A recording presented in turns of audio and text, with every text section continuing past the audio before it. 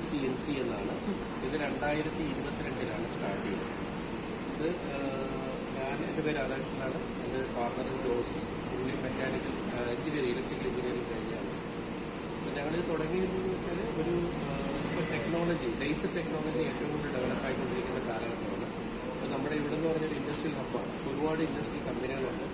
അപ്പം മെറ്റൽ ഫാബ്രിക്കേഷനുമായി ബന്ധപ്പെട്ടിട്ടുള്ള മാനുഫാക്ചറിംഗ് ആണ് ഞങ്ങൾ ചെയ്യുന്നത്. അതായത് metal, MS, mild steel, stainless steel, aluminium, brass, ഇത്തരം മെറ്റൽസിലുള്ള പ്രോഡക്റ്റുകൾ ഡിസൈൻ അനുസരിച്ച് നമുക്ക് ലേസറിനകത്ത് കട്ട് ചെയ്തിട്ട് നമ്മളത് ഫോമാക്കി പ്രോഡക്റ്റായിട്ട് മാറ്റുകയാണ് ചെയ്യുന്നത്. അതിനകത്ത് നമ്മുടെ ക്ലയൻസ് എന്ന് പറയുന്നത് കൂടുതലും ഈ ഇന്റീരിയർ ഡെക്കറേഷൻ ചെയ്യുന്നവരാണ്. അതുപോലെ തന്നെ വീട്ടുകളിലെ ഗേറ്റ്സുകൾ ചെയ്യുന്നവർ, ഇന്റീരിയർ വീട്ടിനകത്തുള്ള ഹാൻഡ് റെയിൽ ചെയ്യുന്നവർ, അതുപോലെ തന്നെ ഫർണിച്ചർ ചെയ്യുന്നവർ, അതുപോലെ ക്ഷേത്രങ്ങളും പള്ളികളുടെയൊക്കെ ഡെക്കറേഷൻ മെറ്റലിൽ ചെയ്യുന്നവർ, ഇവരൊക്കെയാണ് നമ്മുടെ ക്ലയൻസ്. അവർക്കൊക്കെ നമ്മൾ ഡിസൈൻ അനുസരിച്ച് കട്ട് ചെയ്ത് കൊടുക്കും.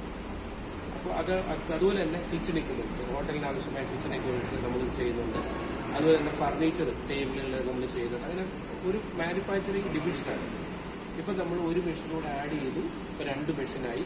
ഇൻ അഡീഷൻ നമ്മൾ ചെയ്യുന്നതെന്ന് പറഞ്ഞാൽ നമ്മുടെ പരിസര പ്രദേശത്തുള്ള ITകളിൽ നിന്ന് പുറത്തിറങ്ങുന്ന ഈ ഫിറ്റർ, മെക്കാനിക്കൽ, ITI ഡിപ്ലോമ പഠിച്ചിട്ടുള്ള കുട്ടികളെ ട്രെയിൻ ചെയ്യുന്നുണ്ട്. കാരണം ഇനി അങ്ങോട്ടുള്ള കാലഘട്ടത്തിൽ ഏറ്റവും കൂടുതൽ ജോബ് ഓറിയന്റഡ് ആയിട്ടുള്ളൊരു മേഖലയാണ് ലേസർ എന്ന് പറയുന്നത്, ലേസർ ടെക്നോളജി. അത് മെറ്റലും ഉണ്ട്, നോൺ മെറ്റലും ഉണ്ട്. ഇപ്പോൾ നമ്മൾ ചെയ്യുന്ന മെറ്റലാണ്. അപ്പോൾ നമ്മൾ ഈ കുട്ടികളെ ഇവിടെ സെലക്ട് ചെയ്തിട്ട് അവർക്ക് ഇവിടെ ട്രെയിനിങ് കൊടുക്കും. ബേസിക് ട്രെയിനിങ് 3 മാസമാണ്, ചിലർ 6 മാസം നിൽക്കും. ആ ട്രെയിനിങ് സമയത്ത് ഞങ്ങൾ അവർക്ക് ഫുഡും ചെറിയ സ്റ്റൈഫൻഡും പ്രൊവൈഡ് ചെയ്യും.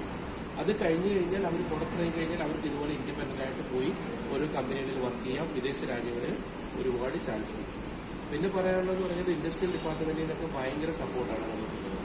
അതുപോലെ തന്നെ ഇലക്ട്രിസിറ്റി ഡിപ്പോർട്ടിൽ നിന്ന്, എസ്പെഷ്യലി ഞങ്ങളുടെ പഞ്ചായത്തിൽ നിന്ന് നല്ല സപ്പോർട്ട് കിട്ടുന്നുണ്ട്. അതിന്റെ ഫലമാണ് ഈ ഇൻഡസ്ട്രി ഇങ്ങനെ വളർന്നുകൊണ്ടിരിക്കുന്നത്.